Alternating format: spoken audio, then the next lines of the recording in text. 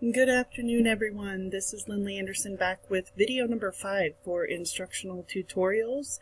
And I have to admit that I am going to be talking about a website and technology that I actually am completely unfamiliar with. The one technology that I thought I was going to be able to do video number 5 on is actually no longer available, which was disappointing to me.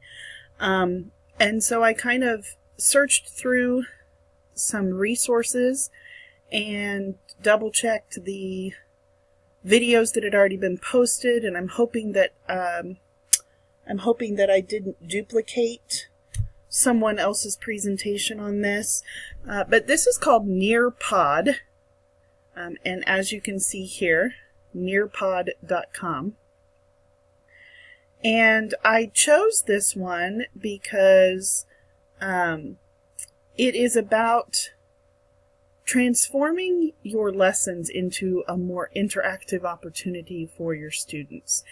And if we're talking about 21st century learning with our students, I think we need to understand that they have to be fully engaged all the time within your classroom. There's not to say that boredom doesn't have its advantages, but we're only given a limited amount of time with them every day, and so we have to maximize every minute that we spend with them. And so Nearpod is, you can sign up for a free account, and so I'm going to switch over here. I did go ahead and sign up for an account, even though I may or may not use it this year. And so after I signed up for an account, this is what popped up on my screen. Welcome to Nearpod. And so I guess my audience geared for this is my colleagues and my peers, teachers, with the benefactors or the benefitees, being the students that you teach. So if I go here and let's say I choose 5th grade because I'm in an intermediate center, and well, I was an ELA teacher, so I'll just click ELA. So choose your grade, choose your subject, and then you can click Get Lessons. So the first thing that it tells me is it's got a Getting Started lesson with Nearpod.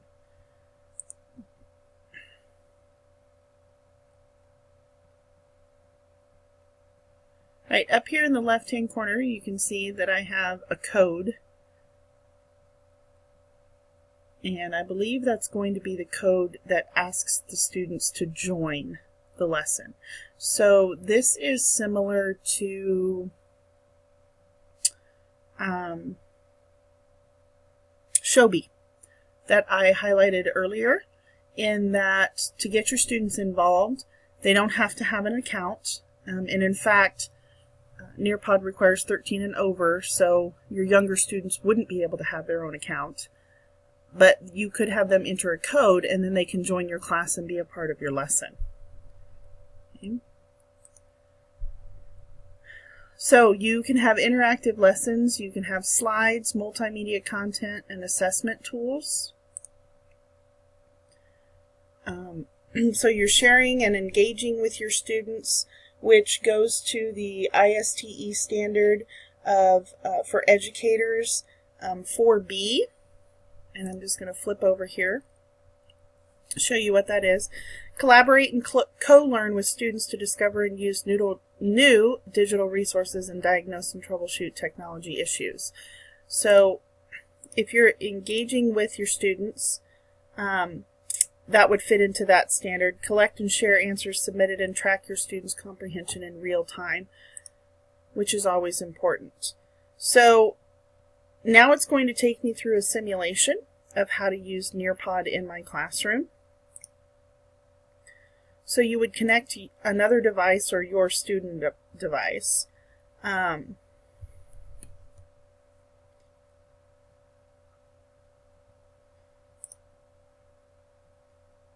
Okay, so this is my code to get my audience to join into my class.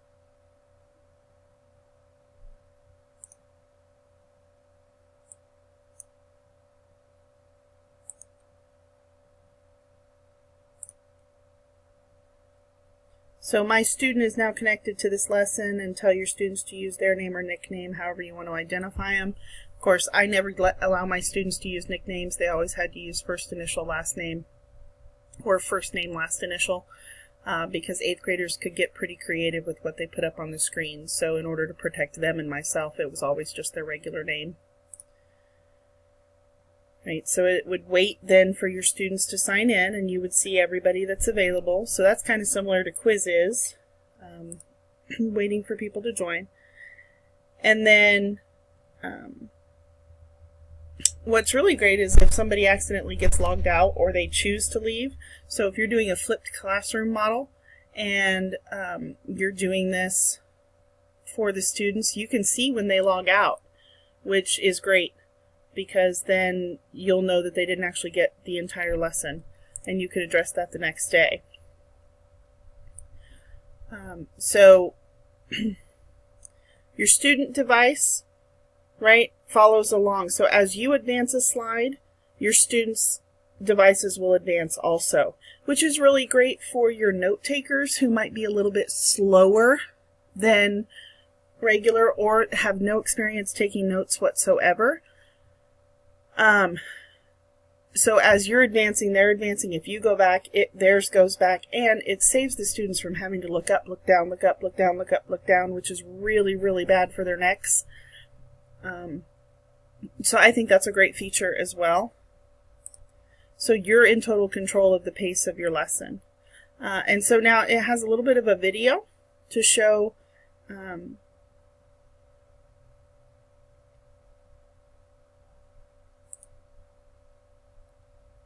how Nearpod's being used.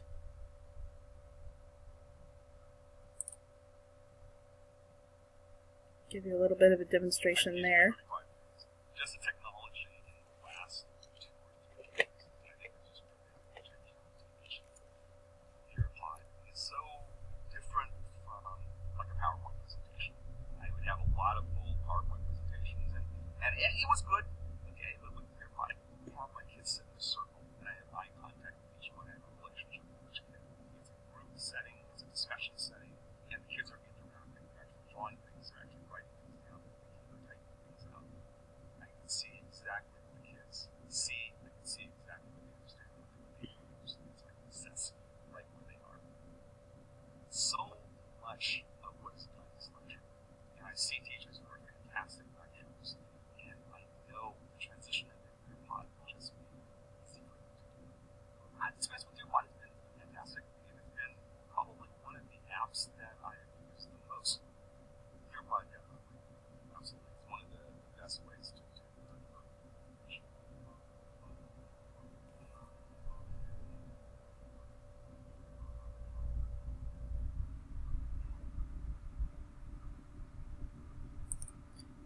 Okay, so as you can see in that video, as he was lecturing, I really liked the fact that they were in a circle up pattern and he was joining his students. But you could see that on some of the devices, they're allowed to make notes on those devices. They were answering questions, like as a quick formative assessment, right there on the spot. So I think Nearpod is just going to kind of take your teaching to the next level, and I'm actually probably going to explore this a little bit more myself to see if it's something that I can utilize within my library, and have students be interacting with me while we're talking about books. The virtual reality looks really cool, and when we're talking about books, maybe I can take them to a place where a book is happening. And then you've got your quizzes, which right here, look at this little phrase, quizzes are automatically graded. So that's a good thing, right? Every teacher needs help grading. Right? And then you have a draw it slide. So you're placing, so if you're a math teacher, right, you can see your students computating right then and there, and you don't. So I think this is a multi curricular, like a cross-curricular, app. And even if you're not a one-to-one device school district, I still think that teachers could find a way to work this into their classroom, at least once a week, and give your students a change so that, they don't get in a rut, because nobody likes to do the same thing every day. You have open-ended questions. There's just a lot of possibilities with this app as I'm going through it with you. Like I said, I'm not real familiar with it, but I chose it because I didn't think anybody else had covered it. And so I hope that you found this useful. I outlined one ISTE standard, but I do have a second one, which is that this goes to the student side of ISTE, 1C, for empowering learners. And let it take the page back. Right, so 1C, an empowered learner, leveraging technology to take an active role in their competency, and students use technology to seek feedback, informing and improving their practice and demonstrating learning in a variety of ways. And I think Nearpod definitely does that. And for my TPAC standards, there are actually 3. TPAC 1 and TPAC 4, integrating current and emerging digital tools to collect, analyze, and present information, as well as incorporating theory and research to design and implement effective learning for all students. And then also down at the bottom, the TPK1 of communicating and collaborating using digital tools. So to me, Nearpod fits all 3 of those, and the 2 ISTE standards, one for students and one for educators. Again, I hope that you find Nearpod useful to you, and that you will check it out and see if you're able to use it in your classroom. Thank you very much for listening, and have a great day.